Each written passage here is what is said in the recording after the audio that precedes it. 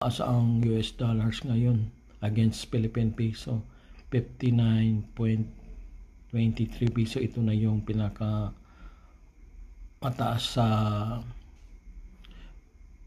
this year at saka noong pero dito sa data ng Bangko Sentral guys, wala siyang 59 sa 2021, 22, 23, 24 walang 59.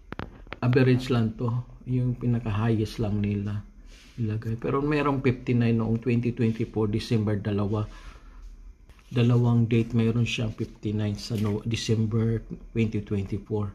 Hindi lang nakarecord kasi minimum to halos noong 2024 58, 56, 57 yung tsaka 55 yung palitan, pero yung ang December ngayon ang pinakamataas.